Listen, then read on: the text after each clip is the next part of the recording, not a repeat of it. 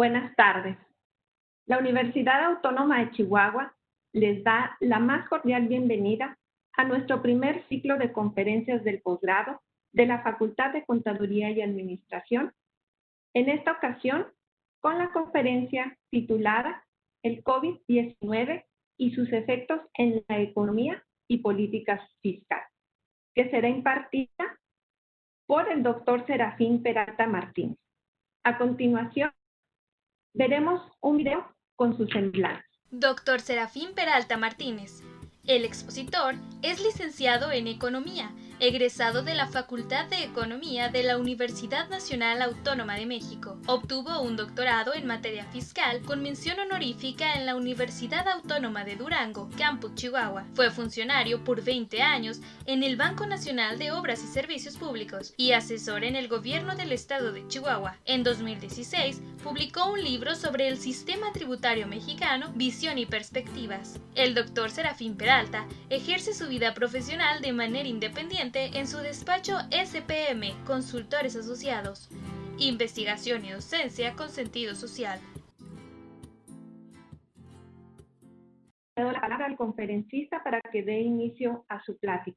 Adelante, doctor Peralta, bienvenido. Muchas gracias, buenas tardes a todos. Quiero saludar a las personas que se han conectado y quienes nos acompañan en esta videoconferencia. Agradecer a la Facultad de Contabilidad y Administración de la Universidad Autónoma de Chihuahua la invitación que me han hecho para venir a participar en el primer ciclo de conferencias del posgrado 2020. Desde luego agradecer también la invitación de nuestro director, el maestro Luis Raúl Sánchez Acosta. Agradecer, claro, a las compañeras, colegas de la Facultad de Contabilidad y Administración, a la doctora Laura Cristina Piñón y a la doctora Alma Lilia Sapien por su acompañamiento en esta videoconferencia. El tema que voy a exponer en esta ocasión, en esta videoconferencia, es sobre el COVID-19, el coronavirus, también denominado COVID-19, sus efectos en la economía y la política fiscal.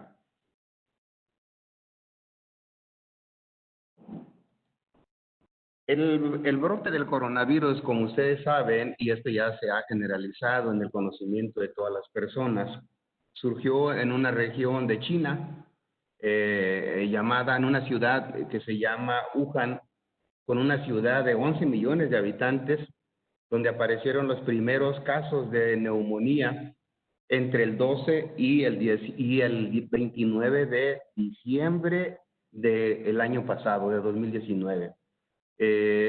China mostró al mundo las consecuencias del contagio.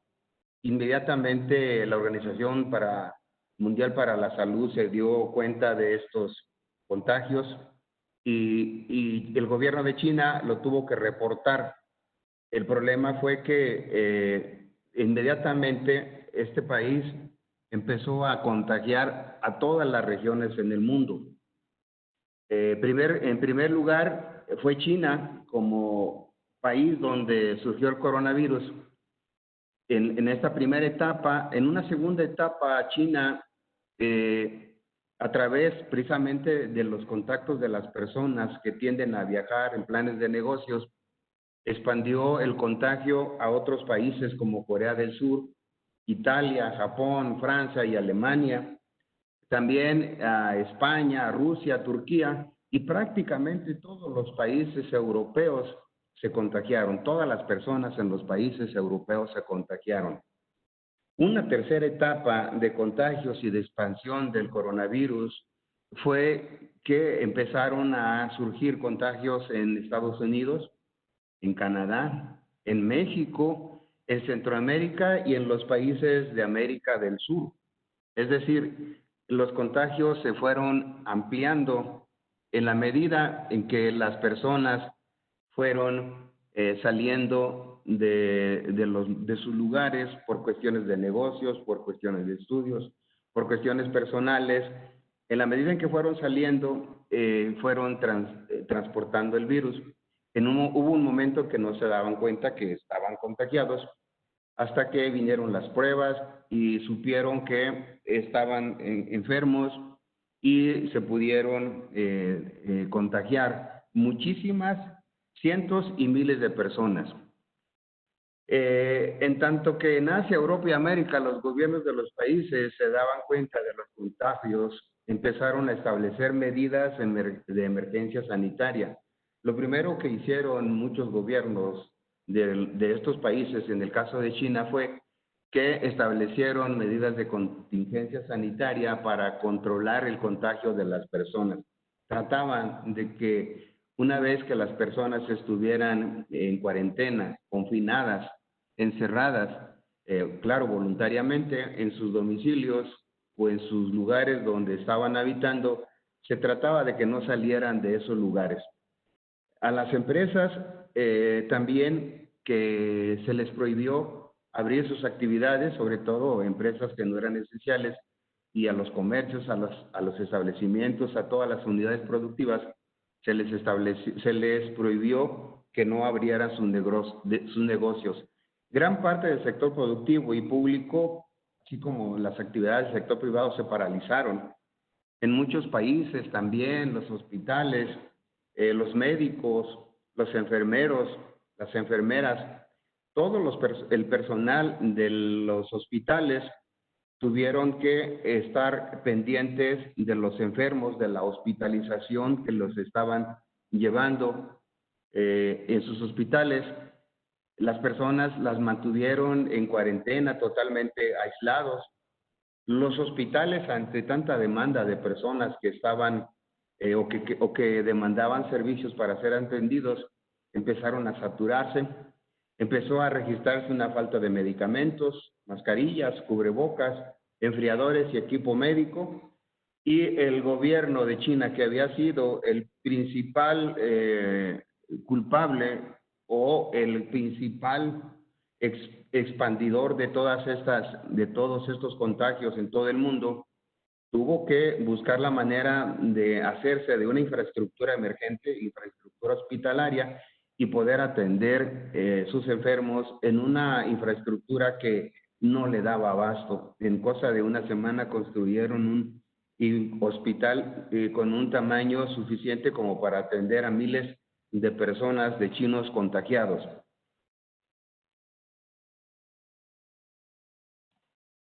Hay una situación que se da paralelamente a los contagios de las personas en todo el mundo.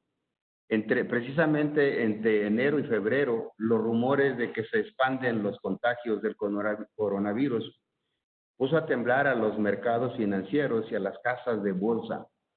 Estos mercados financieros y las casas de bolsa registraron cuantiosas pérdidas precisamente porque el temor de este virus que se expandía en todas las regiones del mundo creaba incertidumbre en los mercados accionarios.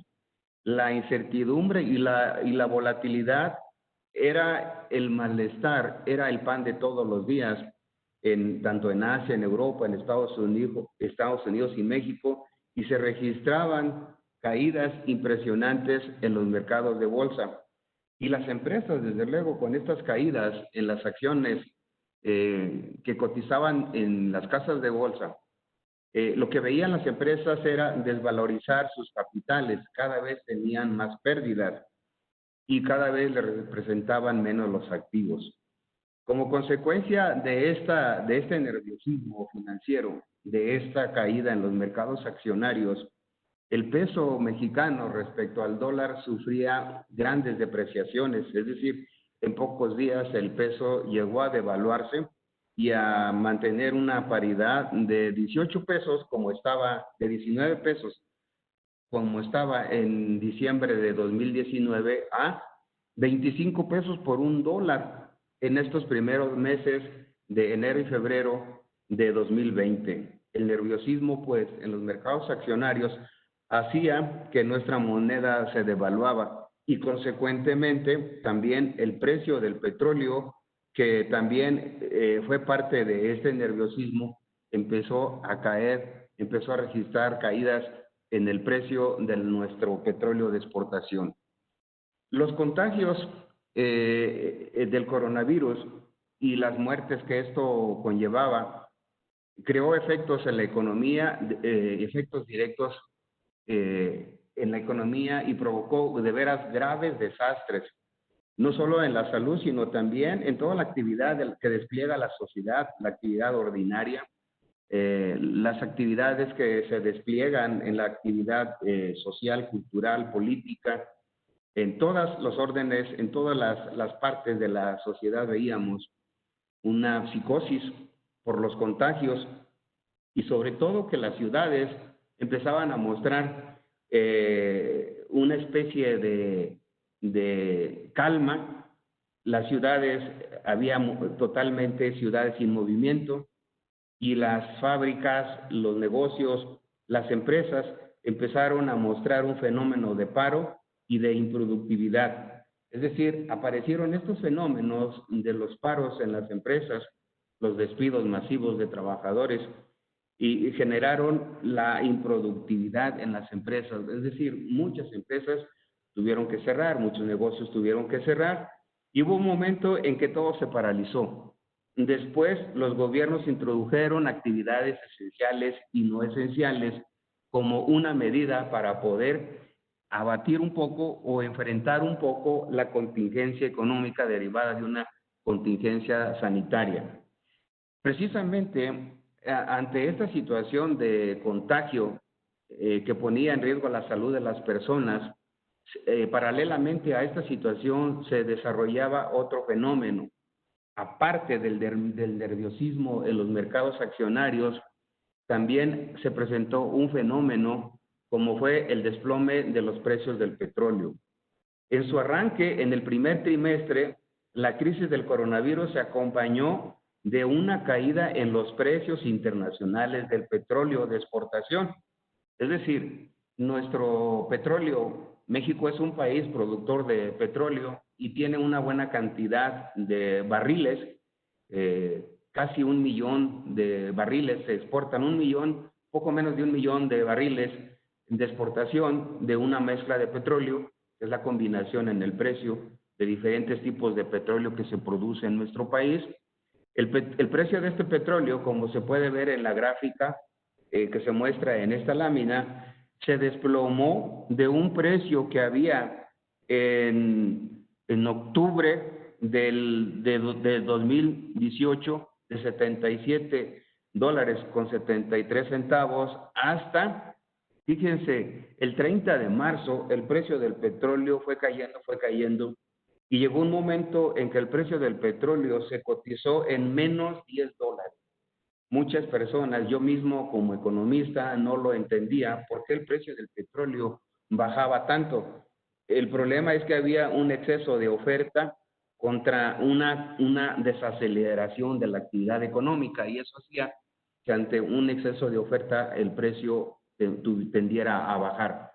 Pero fueron los países de la Organización de Productores de Petróleo, la OPEP, las que tuvieron que llegar a un acuerdo y tratar de detener la oferta petrolera, es decir, disminuir el volumen de producción para que los precios por inercias del mercado pudieran estabilizarse y así más o menos ha ido teniendo una recuperación en el precio del petróleo. Sin embargo, son situaciones que afectan mucho la economía del país, sobre todo sus finanzas públicas. Las consecuencias del coronavirus, los contagios, desde luego, se presentan en 3 fases. La primera fase fue en el mes de abril, para el caso de México, donde se establece la emergencia sanitaria, y claro que a todo el mundo sorprende que el gobierno establezca estas medidas en el mes de abril. Hay otra fase en el mes de mayo, en donde continúa la emergencia sanitaria con las medidas estrictas de no salir a la calle, de mantenerse confinado en sus viviendas. Y la tercera fase, otro mes más, se prolonga en el mes de junio, donde se establecen los famosos semáforos a partir de un contagio generalizado en la República Mexicana. Los gobiernos los gobiernos locales junto con el gobierno federal empiezan a establecer algunas medidas de control sanitario y sobre todo procurando que las personas se contagien lo menos posible. establecieron un semáforo rojo con la idea de que en el tiempo se pudieran pasar a un semáforo naranja o un semáforo verde. Casi la mitad de los estados están en semáforos naranja, con la idea de que cada gobierno local toma y asume su responsabilidad de cuidar o no a las personas si se contagian o no.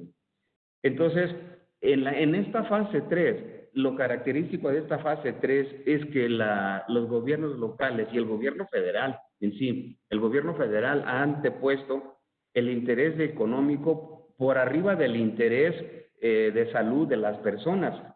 Es decir, lo que más le preocupa al gobierno federal y a los gobiernos locales es que la economía no se siga paralizando y que de alguna manera vuelva a la normalidad. Los semáforos naranjas quiere decir que la actividad que las personas, la sociedad en general, pueden desplegar su actividad con cierta normalidad, pero con ciertos cuidados. Ahora, como hemos estado viendo en las diapositivas, el coronavirus, los efectos que ha estado impactando y ha estado teniendo de manera directa en las actividades, principalmente en la actividad económica, muchos gobiernos en el mundo lo que han hecho es diseñar planes de ayuda económica y lo han hecho con la idea de que la planta productiva, las unidades productivas, los comercios, las empresas, las microempresas o hasta el comercio informal, en el caso de México, no sufra los daños directos en sus economías, es decir, en sus ventas, en sus ingresos, pero la pérdida económica en las empresas es obvio que nadie la puede parar. Sin embargo, en muchos países han destinado grandes cantidades de su presupuesto público, como por una proporción de su Producto Interno Bruto, a diseñar planes de ayuda, a ayudar a las empresas o a través de planes de ayuda económica y de política fiscal, como es la exención de impuestos, han podido establecer paliativos para poder frenar la recesión económica o los problemas económicos. Sin embargo, México, como se puede ver en la lámina, es de los pocos países que realmente han aportado dinero de su presupuesto público para las ayudas económicas de las empresas. Muchos países sí lo han hecho, México no. Sin embargo, ha establecido, claro, algunas ayudas de programas para las clases más desprotegidas. Sin embargo, no ha establecido un programa de ayuda económica como lo han hecho muchos países en el mundo. La parte quizá explique esta situación, y el presidente López Obrador lo ha dicho, que el gobierno no tiene dinero público porque los ingresos petroleros, como ya lo vimos, se cayeron por la venta de nuestro petróleo de exportación. El petróleo de exportación se fijó en $49 en la ley de ingresos y resulta que se llegó a cotizar en $5 o en menos de $5, y a partir del 30 de marzo ha venido recuperándose poco a poco, pero todavía está por debajo de los $49, lo que significa una pérdida cuantiosa de miles de millones de pesos para el gobierno federal. Otra de las cosas es que la actividad económica, al no tener el dinamismo que tenía antes del coronavirus, aunque no muy fuerte, pero al menos se veía que pudiera en un determinado momento reactivarse la economía, la recaudación de ingresos tributarios que se dieron a conocer en el mes de mayo tuvieron una caída muy importante, de tal manera que para el mes de mayo ya se registraba una pérdida de 120,000 millones de pesos de ingresos fiscales que no tenía o que no recaudó el gobierno federal, porque las empresas no están en condiciones plenas de pagar sus impuestos. Es decir, el gobierno federal, su espacio fiscal es muy reducido al no tener los ingresos que les da tanto el petróleo como los impuestos federales. Y por lo que el gobierno federal ha tenido que buscar la manera de hacerse de más recursos. Y estos recursos que ha tratado de buscar han sido las partes de los créditos fiscales, cobrarles a las empresas que no pagan impuestos, y se han recaudado nada menos hasta el mes de mayo 34,000 millones de pesos que el gobierno federal ha incorporado a sus arcas públicas. Es decir, los efectos del coronavirus han impactado directamente la actividad económica, de tal manera que estamos ante una situación completamente difícil. Es decir, una economía nunca crece de manera uniforme y prolongada. Más bien se presentan en un horizonte de tiempo, se presentan fases de expansión y fases de recesión. En una fase de expansión hay mucho crecimiento, hay empleo. En una fase recesiva, pues es todo lo contrario, hay desempleo, hay una contracción en la economía y sobre todo hay estancamiento. Esta parte de las curvas en las gráficas que estudiamos los economistas es lo que le llamamos los ciclos económicos. Y en la fase expansiva, que tiene como característica un mayor volumen de inversión, altas tasas de empleo, hay aumento del gasto, el gobierno tiene dinero suficiente como para gastar, hay un aumento en los créditos, en el consumo, en la inversión, y sobre todo hay una mayor recaudación de impuestos. Sin embargo, en la parte de la fase recesiva, lo que caracteriza mucho es el desempleo, la economía no crece, se dice que hay una recesión económica porque hay 3 periodos seguidos. Los economistas así miden el ciclo económico, sobre todo el ciclo recesivo, cuando hay 3 periodos seguidos, en este caso 3 trimestres seguidos, la economía ha registrado crecimiento negativo o decremento. Y lo característico es que hay devaluaciones, hay aumentos en la deuda pública, y sobre todo el gobierno, lo que caracteriza es que el gobierno no tiene recursos para invertir y para poder sacar a la economía de su crisis en la que se encuentra. Sin embargo, en la fase que se encuentra actualmente la economía es la fase recesiva. Y la postura ante el ciclo recesivo del gobierno federal, lo ha dicho el presidente López Obrador, que él tiene un plan parecido al del expresidente Roosevelt de Estados Unidos, cuando en la Gran Depresión del 29-33 pudo hacer frente a esta gran crisis con una política de pleno empleo y con un modelo basado en el tipo keynesiano, es decir, con una mayor participación del Estado. El Estado lo que hace es inyectarle capital al capital público, a la economía, invirtiendo en obras de infraestructura y creando empleo, y de esta manera estimula otra vez el consumo y el consumo estimula la producción. Es decir, con estas medidas, Estados Unidos, el presidente Roosevelt salió de la crisis, pero en el caso de México, el presidente López Obrador dice que no quiere tomar medidas contracíclicas del modelo neoliberal porque afecta a los pobres. Mantiene, eso sí, un programa total de austeridad y combate a la corrupción, que son buenos, pero que no ayudan a propagar el gasto público. Es decir, en lugar de que se gaste, se contrae el gasto público. El uso de la política fiscal intensiva a través de los cobros, de los créditos fiscales, y de esa manera tratar de hacerse de recurso público. Y la característica también en este modelo contracíclico del gobierno federal es que debiera de inyectarle más recursos públicos, o ya sea de recursos públicos de su presupuesto o recurriendo al endeudamiento. Y esto tendría como fin y propósito financiar mayor gasto público, es decir, desarrollar proyectos de infraestructura en la salud y sobre todo tener como objetivo la mayor creación de empleos.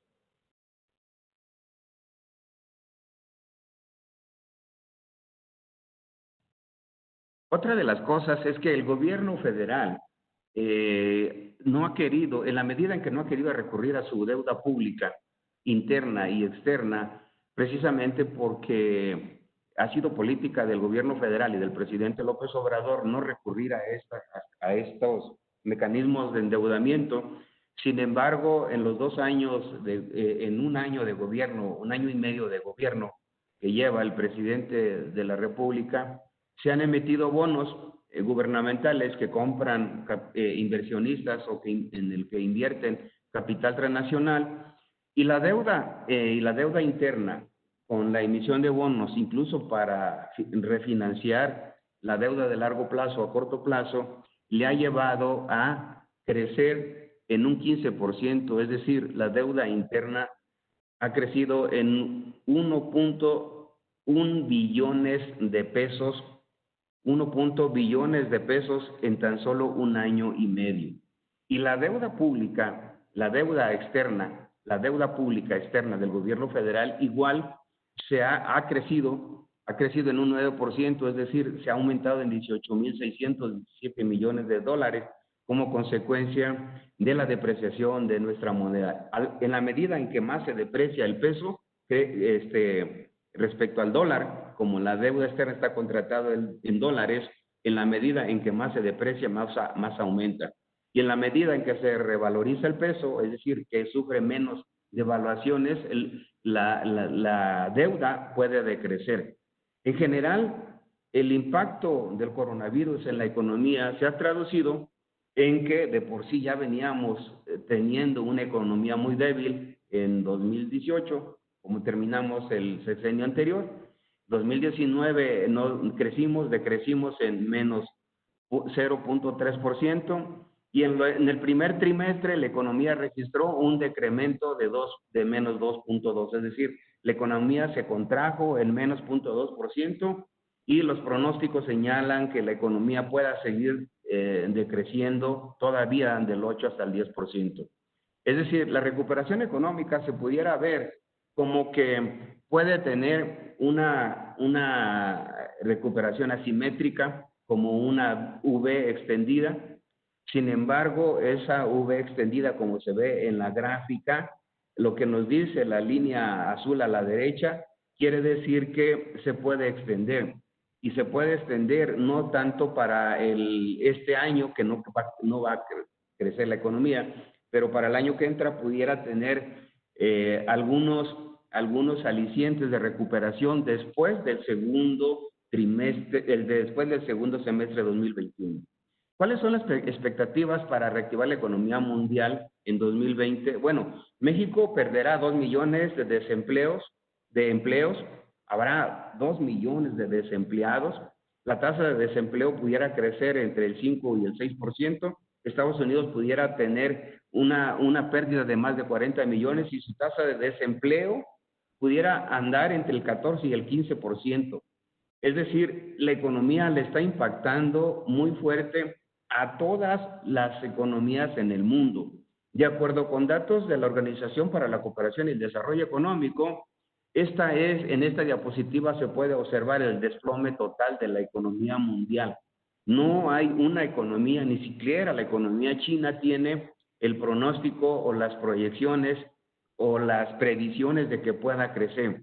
Después de que ha sido la economía que en los últimos 10 años ha tenido un crecimiento muy elevado, ha venido decreciendo, eso sí, la economía de China, pero como fue el país donde se originó el coronavirus, inmediatamente le impactó a todo el mundo en la cuestión económica, pues también la Organización para la Cooperación y el Desarrollo Económico está pronosticando una caída de menos 3%, y la de México pudiera ser de 7.5%, o el Banco de México cree que pudiera cerrar en menos 8%, o el Fondo Monetario Internacional hasta en menos 10%. Es decir, las expectativas de la economía mexicana y la economía mundial son de un desastre total en sus impactos económicos.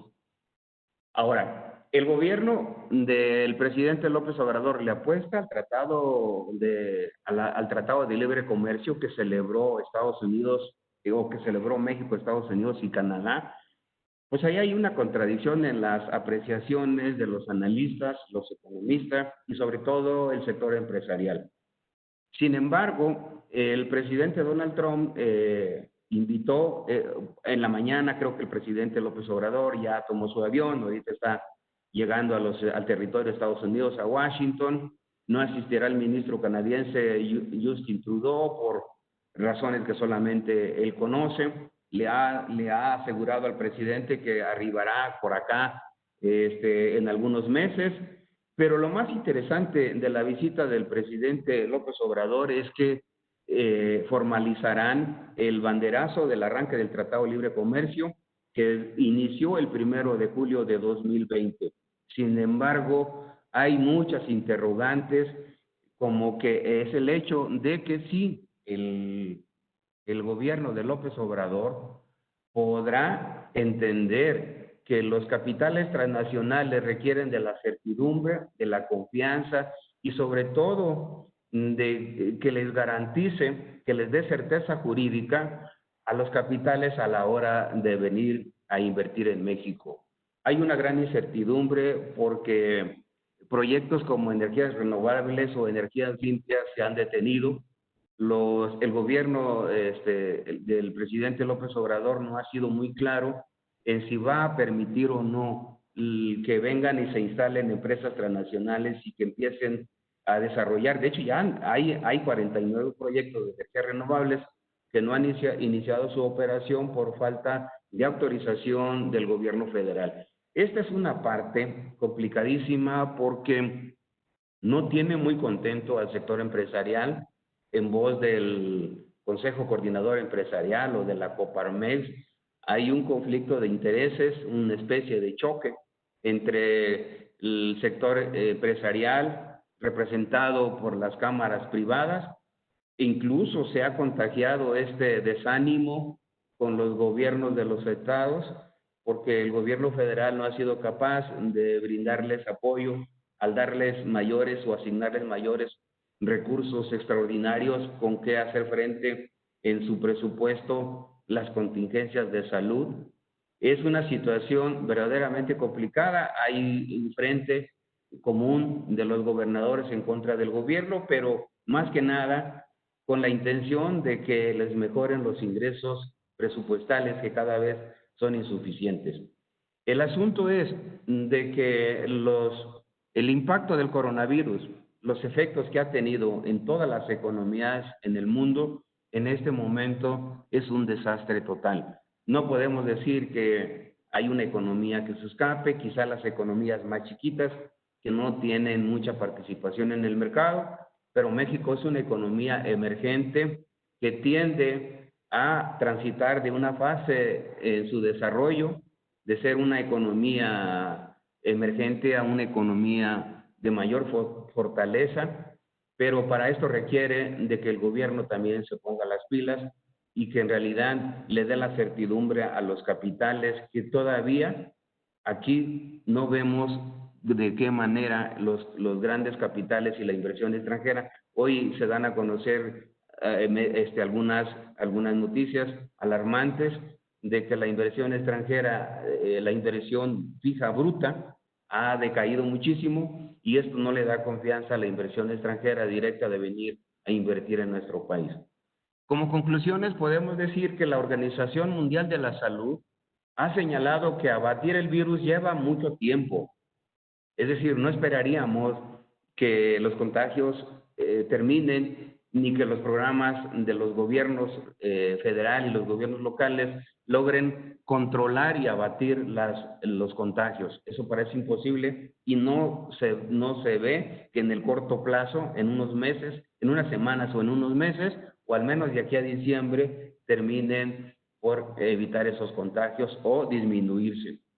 Los semáforos rojos, pues, son los termómetros que nos están indicando cómo se va a mover o cómo vamos a llegar a la normalidad o no. Para salir de la crisis económica, ¿qué hay para salir de la crisis? Bueno, el gobierno federal debe aumentar el gasto público. Como una receta fundamental es que el gobierno federal aumente el gasto público mediante un incremento en el déficit fiscal. Las personas pueden decir cómo va a aumentar el déficit fiscal. El déficit fiscal se ha venido controlando en los últimos 3 años del periodo de gobierno de Enrique Peña Nieto y en estos casi 2 años del gobierno del presidente López Obrador también pretendían continuar con la misma línea de no recurrir al déficit fiscal. y parece que se puede mantener como se ha observado hasta ahora. El gobierno federal no requiere, parece que no quiere recurrir a aumentar el déficit fiscal o aumentar el presupuesto público a través de endeudamiento, desde luego. Esto implica, si recurriera al déficit fiscal o al endeudamiento, implicaría que el gobierno introduzca dinero en circulación para estimular la producción y, sobre todo, aumentar el Producto Interno Bruto. Lo hará el gobierno del presidente López Obrador, y todos los economistas tienen sus dudas de que pueda recurrir a este tipo de políticas, que no deja de ser políticas neoliberales, un aumento en el déficit fiscal.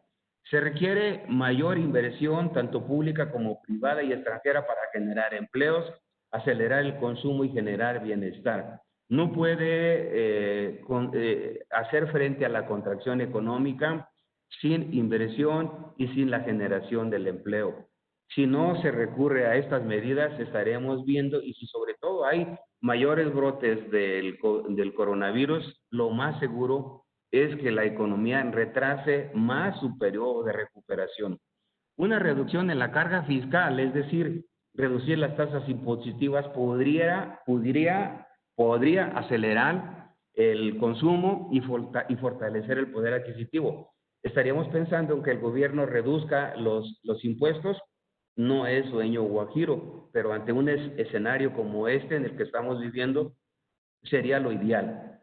Otro punto es que podrá el TECMEC, es decir, el Tratado de Libre Comercio, convertirse en la solución y puerta de salida a la recesión económica de México.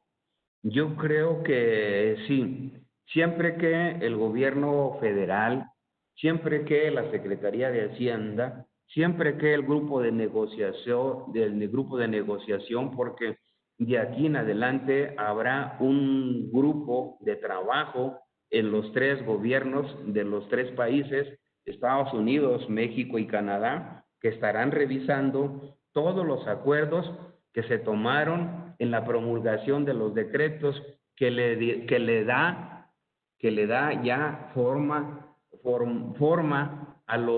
al Tratado de Libre Comercio. Todos los gobiernos tienen su decreto, y en esos decretos vienen establecidos los acuerdos y lo que hay que hacer. Por ejemplo, que en el caso de México, que tienen una competencia desleal muy marcada con Estados Unidos y Canadá, se ponga a revisar con sus sindicatos y con sus trabajadores y con las empresas del sector manufacturero, aumentos salariales. Esta es una condición que han establecido los gobiernos de Estados Unidos y Canadá, y que no es casualidad que el presidente López Obrador haya aumentado sus salarios, los salarios en el primer año de gobierno y en el segundo, y que ahora, como parte de los acuerdos, el gobierno federal del presidente López Obrador asuma como una responsabilidad de cortísimo plazo para mejorar los salarios. El asunto está en que en medio de esta recesión económica, las empresas no van a tener la capacidad para aumentar los salarios, a menos de que sea solamente el sector manufacturero. Solamente así podemos salir adelante y, sobre todo, mejorar los índices de bienestar y el rezago de la gran desigualdad que hay en nuestro país. No se va a poder disminuir la gran desigualdad si no es a través de una mejora en los salarios. En la medida en que se mejoren los salarios, en esa medida estaríamos viendo la disminución de la pobreza y la marginación en nuestro país. Entonces, el Tratado de Libre Comercio es la solución para encontrar la puerta de salida a la contracción económica, pues solamente es el tiempo el que nos dirá si es cierto o no. Pero también es al final del tiempo, al final de este gobierno de la administración del presidente López Obrador, el que nos dirá si las cosas como la está haciendo se están haciendo bien o se están haciendo mal. Son situaciones que desde el punto de vista económico tienen que valorarse. Hay una situación muy clara. El Tratado de Libre Comercio invoca el mercado de libre competencia, y un mercado de libre competencia tiene que garantizarlo el gobierno con su certeza jurídica, con las legislaciones que se le tienen que dar al capital nacional y al capital transnacional, donde nosotros podemos ver cuando viene inversión extranjera directa y se establecen las plantas industriales o en el sector industrial como es Querétaro, como es Aguascalientes, como es Chihuahua y como es toda la franja fronteriza. Ahora, los proyectos del presidente López Obrador, en los macroproyectos que tiene en el sureste, pudieran detonar un poco el empleo, pero no son suficientes. Requiere de la intervención del sector privado y también, desde luego, que el gobierno haga un esfuerzo. No se pueden estar pensando en programas sociales para activar la economía si no es a través de elevar la producción y sobre todo la inversión. Entonces, estas son mis conclusiones. Yo les dejo aquí mi presentación al grupo coordinador de la Facultad de Contabilidad y Administración de la Universidad Autónoma de Chihuahua. Me pongo a sus órdenes, desde luego, tienen mi correo, tienen ahí la oportunidad de mandarme cualquier consulta. Estamos a la orden, muchas gracias.